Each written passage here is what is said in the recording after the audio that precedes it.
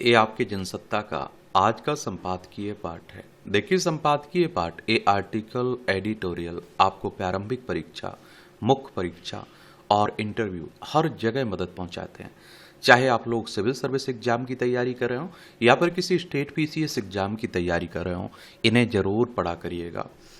शिक्षा का यह मतलब नहीं कि आपने कितना कुछ याद किया या फिर यह है कि आप कितना जानते हैं। इसका मतलब है कि आप जो जानते हैं और जो नहीं जानते उसमें अंतर कर पाएं। ये किसने कहा है? अनातोले फ्रांस ने कहा है। महंगी शिक्षा के बीच गुम होते सपने। आप देख रहे हैं कि सरकारी जो स्कूल हैं, शिक्षा व्यवस्था है, उसकी बदहाल है स्थिति। और जो प्राइवेट स्कूल हैं वो आप देखते हैं कि मनमाने दाम वसूलते हैं। बहुत महंगी है शिक्षा, ये आप सभी जानते हैं। तो किसी भी राष्ट्र की अर्थव्यवस्था का मुख्य इंजन उसका मध्य वर्ग होता है। भारत जैसे विशाल, विविधतापूर्ण और प्रगतिशील देश में मध्य वर्ग केवल करदाता या उपभोक्ता भर नहीं है, बल्कि समाज का वह सबसे जागरूक तथा संवेदनशील वर्ग है जो देश के उज्जवल भविष्य के सबसे ज्यादा सपने पालता है। एक आम मध्यवर्गीय नागरिक अपने जीवन में अनगिनत संघर्ष करता है, लेकिन उसकी सबसे बड़ी पूंजी उसकी आने वाली पीढ़ी होती है। यह निराशाजनक ही है कि तेजी से बदलते भारत में यही मध्यवर्ग जटिल दौराहे पर खड़ा है, जहां एक ओर उसके पास अपने बच्चों के सुनहरे कल के लिए बुने गए अनगिनत सपने हैं, तो दूसरी ओर उन सपनों को धरातल पर उतारने के लिए आवश्यक आर्थिक संसाधनों का गहरा अकाल है। भारत की सामाजिक और आर्थिक संरचना की सबसे मजबूत रीढ़ माने जाने वाले इस वर्ग के लिए आज सबसे बड़ी चुनौती है अपने बच्चों को गुणवत्तापूर्ण शिक्षा दिलाना बन गई है। यह विडंबना ही है कि जिस शिक्षा को राष्ट्र निर्माण का सबसे मजबूत आधार और अज्ञानता को मिटाने वाला प्रकाश माना जाता है, वह आज विशुद्ध मुनाफे पर आधारित उद्योग में तब्दील हो चुकी है। जो प्राइवेट स्कूल हैं, कॉलेज हैं, वो तो देखिए फायदे के लिए काम करते हैं, और जो सरकारी स्कूल हैं तो वो खबरें आप लोग पढ़ते रहते होंगे कि छत टपक पड़ा, एक ही टीचर कक्षा 1 से लेकर 10वीं तक पढ़ा रहा है। वो आपने देखा होगा, बिहार की घटना आप लोगों ने सुनी होगी कि वो क्या हो गया, जो मिड डे मील मिलता है ना, उसे खाने से बच्चे बीमार हो गए, उसमें सांप निकला, उसमें छिपकली निकली। तो सरकारी व्यवस्था इस तरह की है। और जो प्राइवेट स्कूल हैं आप देखते हैं, उन्हीं के यहाँ से आप लोगों को क्या पूरा आप देखते हैं, ड्रेस हो, चाहे मोजे हो, चाहे जूते हो, चाहे आप देखिए बैग हो, किताबें हो। किताबें ही देख लीजिए, बहुत महंगी पड़ती हैं, सब कुछ खरीदना पड़ता है। आज एक औसत मध्यवर्गीय परिवार की सीमित मासिक आय का एक बहुत बड़ा हिस्सा निजी स्कूलों की तिजोरियों में जा रहा है। इस बेहताशा खर्च ने परिवार का पूरा आर्थिक और मानसिक संतुलन चरमरा दिया। जमीनी हकीकत यही कि आय और शिक्षा के खर्च के बीच निरंतर बढ़ता अंतर अब केवल एक आर्थिक समस्या नहीं रहेगी, बल्कि यह एक ऐसी गहरी सामाजिक और मनोवैज्ञानिक त्रासदी का रूप लेता जा रहा है जो दीमक की तरह चुपचाप हमारी आने वाली पीढ़ियों के भविष्य को निकल रही है। निजी स्कूलों की फीस का ढांचा जटिल, भ्रामक और अपारदर्शी हो चुका है, और बात तब केवल ट्यूशन फीस तक सीमित नहीं रह गई है। इसके अलावा जुड़े कई अन्य शुल्क अभिभावकों की कमर तोड़ रहे हैं। निजी स्कूलों की मुनाफे वाली गतिविधियां केवल भारी भरकम फीस की रसीद थामने तक ही नहीं रुकी, यह पूरी व्यवस्था अब बेहद संगठित तरीके से अभिभावकों का शोषण कर रही है।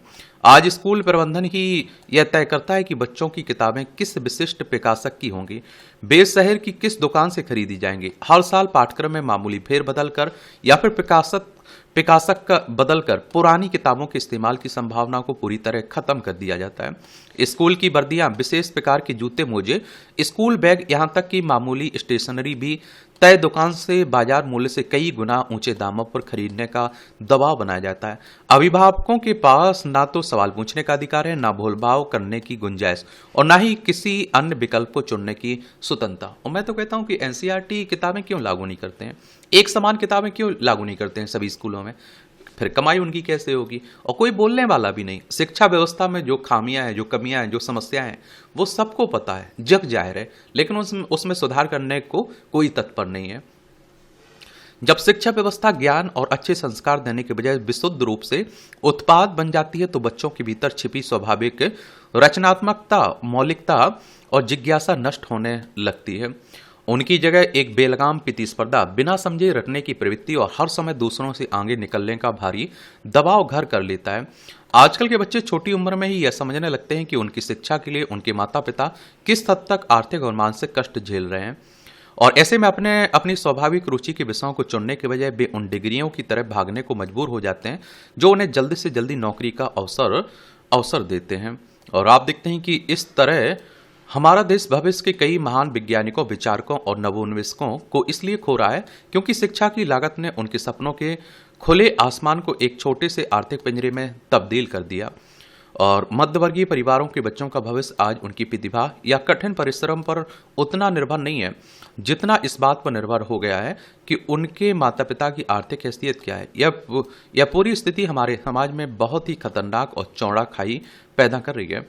एक तरफ समाज का वह छोटा सा लेकिन ताकतवर अभिजात वर्ग है जिसके बच्चों के पास उच्च स्तर की शैक्षिक सुविधा उपलब्ध है। दूसरी तरफ देश का वह विशाल मध्य वर्ग है जिसके प्रतिभाशाली बच्चों का दम उचित संसाधनों और धन की वजह से घुट रहा है। शिक्षा का अधिकार कानून के तहत निजी स्कूलों में आर्थिक रूप से कमजोर वर्गों के लिए 25% आरक्षण की व्यवस्था की गई, लेकिन व्यवहार में इस पर अमल जिस तरह की अड़चनें दिखती रही इससे बहुत उम्मीद नहीं की जा सकती। और इस पूरी त्रासदी का एक सबसे निराशाजनक पहलू हमारे सरकारी स्कूलों की बदहाली और उनकी खस्ताहाल व्यवस्था है। अगर आज़ादी के इतने दशकों बाद भी हमारी सरकारें स्कूल शिक्षा के उच्च मानकों को कायम कर पाने में सफल रहती तो बहुत सारे भारतीय परिवार निजी स्कूलों के तंत्र की मनमानी का शिकार नहीं होते। सरकारी शिक्षा व्यवस्था की निरंतर विफलता, योग्य शिक्षकों की भारी कमी, बुनियादी ढांचे का अभाव, प्रशासनिक जवाबदेही की शून्यता ने भी निजी स्कूलों के लिए एक ऐसा बाजार तैयार कर दिया और जिसमें उन्हें मनमानी करने की छूट मिली हुई है। आज मध्य वर्ग के पास कोई दूसरा मजबूत विकल्प बचा ही नहीं है। वह जानता है कि यदि अपने बच्चों को सरकारी स्कूलों में भेजा जाएगा तो वहां की व्यवस्था में उनके बच्चों का भविष्य अंधकारमय हो जाएगा। और इसी डर के कारण लोग अपनी हैसियत से बाहर आकर और कर्ज लेकर भी निजी स्कूलों का रोक करने के लिए तैयार रहते हैं। एक समय था जब लोग केवल उच्च शिक्षा या मेडिकल इंजीनियरिंग की महंगी पढ़ाई के लिए बैंकों से कर्ज लेते थे, लेकिन आज स्थिति यह आ गई है कि स्कूली शिक्षा पूरी करवाने के लिए भी कई लोगों को कर्ज लेना पड़ रहा है। एक और आप लोग देख रहे होंगे, आज गरीब से गरीब भी चाह रहा है कि उसके बच्चे अच्छे स्कूलों में पढ़ें, प्राइवेट स्कूलों में पढ़ें, क्योंकि सरकारी स्कूलों को तो उन्हें भी पता है। अब समय आ गया है कि शिक्षा व्यवस्था को लेकर पारदर्शी और दूरदर्शी राष्ट्रीय नीति विकसित की जाए और उसे पूरी ईमानदारी से लागू किया जाए।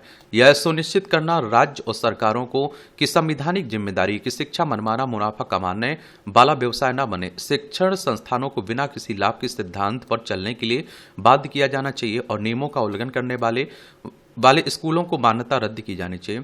इसके समानांतर इस पूरी समस्या का सबसे प्रभावी एकमात्र स्थायी समाधान यही है कि सार्वजनिक शिक्षा प्रणाली यानी सरकारी स्कूलों का युद्ध स्तर पर कायाकल्प किया जाए। और जब तक हमारे देश के हर शहर, कस्बे और हर गांव के सरकारी विद्यालय निजी स्कूलों को शिक्षा की गुणवत्ता में कड़ी टक्कर नहीं देंगे, और तब तक भारत का मध्य वर्ग निजी स्कूलों की इस मकड़जाल से कभी बाहर नहीं निकल पाएगा। बाकी आप लोग क्या सोचते हैं, अपनी राय जरूर आप लोग दीजिएगा। उदारता का सौंदर्य। समाज में ना जाने कितने ऐसे लोग हैं जो गहन अध्ययन करने के बाद अनेक मामलों में विशेषज्ञ की तरह हो जाते हैं, लेकिन ऐसे भी लोग हैं जो ज्ञान का अतिरिक्त होने पर भी दंभ के शिकार भी हो जाते हैं। वे अपने सामने किसी को कुछ नहीं समझते हैं। ऐसे लोग कुछ कम पढ़े लिखे लोगों को हीन दृष्टि से देखने लगते हैं। बहुत सारे ऐसे लोग होते हैं ना जो जानते भी नहीं और मानते भी नहीं है। मगर यह भी सच है कि ऐसे लोग धीरे धीरे समाज से कटते जाते हैं और अपने दम्भ की दुनिया में लीन रहकर ही खुश रहते हैं। जबकि हमारे यहाँ कहा गया है कि फलदार वृक्ष झुक जाते हैं, उदार हो जाते हैं। किसी अज्ञानी माने जाने वाले व्यक्ति से भी वे बड़े प्रेम से मिलते हैं। ठीक उसी तरह जैसे किसी बच्चे से बड़े लोग प्रेम से बातें आते हैं और उनकी नादानी को अनदेखी करके उनके साथ खेलते हैं। इससे यह भी संभव है कि अज्ञानी व्यक्ति ज्ञान की राह पकड़ ले। यूं भी हर व्यक्ति ज्ञानी या महाज्ञानी नहीं हो सकता है। इसी तरह हर कोई प्रखर अध्ययनशील नहीं हो सकता है, हर कोई हर क्षेत्र में सफल नहीं हो सकता है। तो इसका अर्थ यह नहीं कि वह उपेक्षा का पात्र है, वह भी इसी समाज का अंग है। उसने भी मेहनत की मगर वांछित सफलता नहीं मिल सकी, इसलिए उसके साथ भी प्रेम पूर्वक व्यवहार किया जाना चाहिए। हालांकि ऐसा होता नहीं है। कुछ लोग ऐसे भी दिखाई देते हैं जो अपनी धार्मिकता को लेकर बड़े ही आक्रामक होते हैं। वे हर जगह अपनी धार्मिकता का ढोल पीटते नजर आते हैं और कहते हैं कि मैं तो इतने उपवास करता हूं कि इतने घंटे पूजा अर्चना करता हूं, मगर सच यह है कि उनके आचरण में उनके पूजा पाठ का कोई अंश नहीं आता और वे हर घड़ी कटुता से भरे रहते हैं। उनके मुंह से प्रेम के बोल नहीं फूटते। कभी कभी तो ऐसे लोग गालियां भी देते हैं।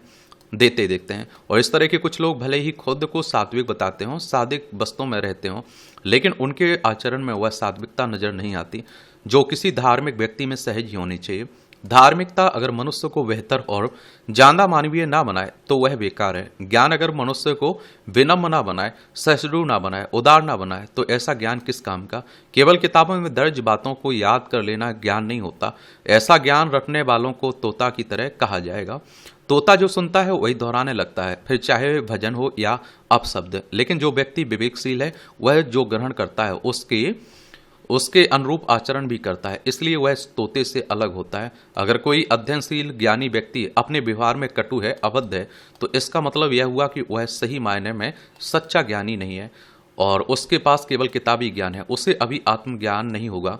और जिसे आत्मज्ञान हो चुका है वह विनम्र होगा, उदार होगा, वह अपनी सबकी बातें ध्यान से सुनेगा, वह किसी को अपने से कमतर नहीं समझेगा।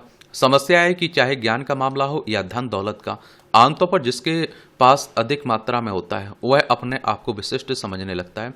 धनी व्यक्ति निर्धन व्यक्ति को देखकर दूरी बना लेता है, वह किसी की आर्थिक मदद नहीं करना चाहता, जबकि उसके पास जो धन आया वह इसी समाज से अर्जित है। लेकिन वह यह बात समझ नहीं पाता और कृपण बना रहता है। मगर जो व्यक्ति उदार होकर अपने धन को सामाजिक कार्यों में खर्च करता है तो उससे उसकी प्रतिष्ठा ही बढ़ती है। लोग उसे आदर के साथ देखते हैं, बुलाकर उसका सम्मान भी करते हैं। मगर जो व्यक्ति विशुद्ध रूप से धन पशु बना रहता है वह एक दिन खा पीकर मर जाता है, तब भी सब उसकी निंदा ही करते हैं। समाज में हमेशा दानी उदार व्यक्ति को महत्व मिलता है, फिर चाहे वह ज्ञान दान करे, चाहे धन दान करे, चाहे श्रम दान करे। दरअसल माझी जैसे लोग श्रम दान करके अमरता को प्राप्त कर जाते हैं। उदारता, विनम्रता, सहिष्णुता, ये तमाम गुण बेहतर मनुष्य के लक्षण होते हैं और जिनमें ऐसे लक्षण नहीं होते हैं उनकी राह अलग हो जाती है। कई बार वे अपराध के मार्ग पर भी चल पड़ते हैं। अपराध सिर्फ हत्या, बलात्कार या चोरी डकैती ही नहीं, किसी का दिल दुखाना भी अपराध है, किसी को अपने से छोटा समझना अपराध है, किसी सज्जन का उपहास उड़ाना भी अपराध है, किसी अच्छे व्यक्ति की उपेक्षा करना अपराध है, किसी को कम ज्ञान है यह समझकर उसे हे दृष्टि से देखना अपराध है। अगर कोई ज्ञानी है तो अपने ज्ञान को उदारता के साथ सबको बांटते रहना चाहिए। अधिक धन है तो उसे भी उदारता के साथ बांटना चाहिए। अक्सर ऐसा होता है जो लोग ऐसा नहीं करते, वे अपनी सीमित दुनिया में मगन रहते हैं, लेकिन जब कभी एकांत में आत्ममंथन करते हैं तो क्या खोया क्या पाया की सूक्ति पर विचार करते हैं, तब पता चलता है कि उन्होंने पाया तो बहुत कुछ लेकिन खोया उससे भी कहीं ज्यादा।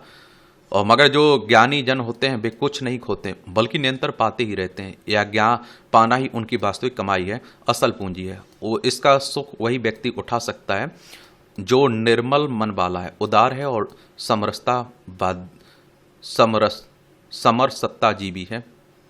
अच्छा लिखा गया आर्टिकल। आप लोग क्या सोचते हैं, अपनी राय जरूर बताया करिएगा इन पर। या आप देखिए टिप्पणियाँ छोटी छोटी पढ़ना हुआ करे तो पढ़ सकते हैं। इसकी पीडीएफ आपको एजुकेशन सर्कल प्लेटफॉर्म है ना टेलीग्राम पर, वहाँ डाल दी जाती है, वहाँ से जाकर आप लोग डाउनलोड कर सकते हैं। बदलाव के बजाय ये पश्चिम बंगाल के चुनाव में नतीजे आने के बाद हिंसक घटनाएं सामान्य हो चुकी हैं, मगर हाल ही में जब विधानसभा चुनाव के बाद व्यापक फेरबदल हुआ तो भारतीय जनता पार्टी ने अपनी सरकार बनाई तो इसे राज्य में एक बड़े बदलाव का उदाहरण बताया। वहां की जनता के बीच एक उम्मीद पैदा हुई कि अगर सत्ता में बदलाव आया तो संभवतः इसका असर सरकार के कामकाज से लेकर जमीनी स्तर पर आम लोगों के जीवन पर भी पड़े। मगर पहली बार भाजपा की सरकार बनने के बाद जो हालात दिख रहे हैं उससे ऐसा लगता है कि वहां अराजक तत्वों को खुली छूट मिली हुई है। विपक्ष के नेताओं पर सीधे हमले हो रहे हैं, शासन उदासीन है। ऐसी घटनाएं सामने आई और जिसमें एक तरह से बदले की भावना से विपक्षी दलों के नेताओं या उनके समर्थकों पर हमले हुए और कानून व्यवस्था लाचार है। इससे यह सवाल उठाए कि क्या राज्य के लोगों ने इसी तरह के हालात के लिए बदलाव के पक्ष में वोट दिया था। गौरतलब है कि पिछले दो दिनों के भीतर पश्चिम बंगाल में तृणमूल कांग्रेस के दो नेताओं अभिषेक बनर्जी, कल्याण बनर्जी पर लोगों की भीड़ ने पुलिस या सुरक्षा बलों की मौजूदगी में घातक हमला किया। दरअसल तृणमूल कांग्रेस के नेता और सांसद अभिषेक बनर्जी चुनाव के बाद हुई हिंसा के पीड़ित अपनी पार्टी के कार्यकर्ताओं से मिलने सोनारपुर दक्षिण पहुंचे थे, मगर आरोप के मुताबिक वहां भाजपा के कार्यकर्ताओं ने उन्हें घेर लिया, नारेबाजी करते हुए उनके साथ मारपीट की। एक अन्य घटना में तृणमूल कांग्रेस के एक और सांसद कल्याण बनर्जी पर भी हमला हुआ। गनीमत बताई कि दोनों को किसी तरह भीड़ से निकाल लिया गया, मगर उन पर जिस तरह हमला किया गया वह सभी पार्टियों के लिए चिंता का विषय होना चाहिए। हैरानी की बात है कि लोकतंत्र की बहाली के जिस नारे के साथ चुनाव में जनता का समर्थन मांगा गया, सरकार बदलने के बाद वही लोकतंत्र बाधित होता दिख रहा है और राज्य सरकारें अराजक तत्वों पर काबू पाने के बजाय सब कुछ अपने आप ठीक होने की उम्मीद कर रही हैं। सवाल है कि चुनावी नतीजों के बाद राज्य में विपक्षी दलों के समर्थकों या कार्यकर्ताओं के सामने जैसे हालात पैदा हो रहे हैं, उनके नेताओं की गतिविधियों को जिस तरीके से बाधित किया जा रहा है, उससे किस कसौटी पर लोकतंत्र कहा जाएगा। अव्वल तो समूचे राज्य में कहीं भी प्रतिद्वंदिता की वजह से हिंसक या फिर एक दूसरे पर हमले की घटनाओं को पूरी तरह रोकने और किसी भी पार्टी का समर्थन करने वाले अराजक तत्वों के खिलाफ सख्ती बरतने के लिए पुलिस को स्पष्ट निर्देश देने की जरूरत है। फिर विपक्षी दलों के नेता अगर लोकतांत्रिक गतिविधियों के लिए जनता के बीच जाते हैं तो उन्हें सुरक्षा मुहैया कराना सरकार का दायित्व है। पश्चिम बंगाल में चुनावों के नतीजे सामने आने के बाद प्रधानमंत्री ने कहा कि अब राज्य में बदलाव और भय नहीं, भविष्य की बात होनी चाहिए। यूं भी अगर नई सरकार ने बदलाव का सपना दिखाया है तो उसकी सबसे पहली जिम्मेदारी राज्य में हर स्तर पर लोकतांत्रिक माहौल को बहाल करना होना चाहिए। राज्य में कानून व्यवस्था के मोर्चे पर अगर ऐसे हालात रहे कि विपक्ष को दबाने वाली तत्वों की खुली छूट दी गई तो यह एक तरह से राज्य सरकार की सबसे बड़ी नाकामी होगी। वेस्ट बंगाल की बात हो रही है, सब ये आप देखिए पश्चिम बंगाल है, कोलकाता इसकी राजधानी देखने को मिलेगी। इसकी सीमा आप देखिए उड़ीसा, झारखंड, बिहार, सिक्किम, असम से लगती है। अंतर्राष्ट्रीय सीमा नेपाल, भूटान, बांग्लादेश से लगती है। RN रवि यहाँ के राज्यपाल हैं और शुभेंदु अधिकारी मुख्यमंत्री हैं। विधानसभा में 294 सीटें हैं, राज्यसभा में 16 सीटें हैं, लोकसभा में 42 सीटें हैं। 88,752 वर्ग किलोमीटर में फैला हुआ है आपका क्या पश्चिम बंगाल। लापरवाही की कीमत। दिल्ली में साकेत के पास एक इलाके में शनिवार को 5 मंजिला इमारत ढह जाने से 5 विद्यार्थियों सहित 6 लोगों की मौत की खबरों ने फिर यही साबित किया है कि सरकारी तंत्र के भीतर किस तरह लापरवाही और गैर जिम्मेदारी का आलम पसरा हुआ है। इस घटना में कई लोग घायल भी हो गए हैं। बचाव अभियान में 14 लोगों को बाहर निकाला गया। इस हादसे से सबसे बड़ा सवाल यही उठता है कि जब यह हादसा हुआ उस समय इमारत की ऊपरी मंजिल पर निर्माण कार्य किसकी अनुमति से हो रहा था, नियमों का उल्लंघन कर इसकी मंजूरी किस स्तर पर दी गई। हालांकि नगर निगम के 2 अभियंताओं को निलंबित कर दिया गया। इतने बड़े हादसे पर यह कार्रवाई बहुत छोटी है। कायदे से उन सभी पर कार्रवाई होनी चाहिए जिन पर उस भवन के निर्माण नक्शे की मंजूरी देने का जिम्मा था। मजिस्ट्रेट के स्तर पर जांच के बाद संबंधित अधिकारियों की छानबीन के घेरे में लाया जाना चाहिए। मगर वास्तव में यह प्रशासन और नगर निकाय की लापरवाही का एक और ज्वलंत उदाहरण है। सवाल है कि इमारत जर्जर हो गई थी तो संबंधित विभाग ने समय रहते इसे खाली क्यों नहीं कराया गया। अगर वह प्राथमिक कदम उठा लिया गया होता तो एक बड़ा हादसा टल सकता था। कोई भी इमारत एक दिन में अचानक नहीं गिरती, उसमें संरचनात्मक कमजोरी धीरे धीरे सामने आ रही होती है। साकेत में जो इमारत ढह गई, समय रहते उसके मालिक नगर निगम के अभियंताओं ने सजगता क्यों नहीं बरती, निर्माण मानकों का उल्लंघन क्यों होने दिया गया, उस इमारत में अवैध निर्माण किए जाते रहे, अधिकारी आंखें मूंदे रहे।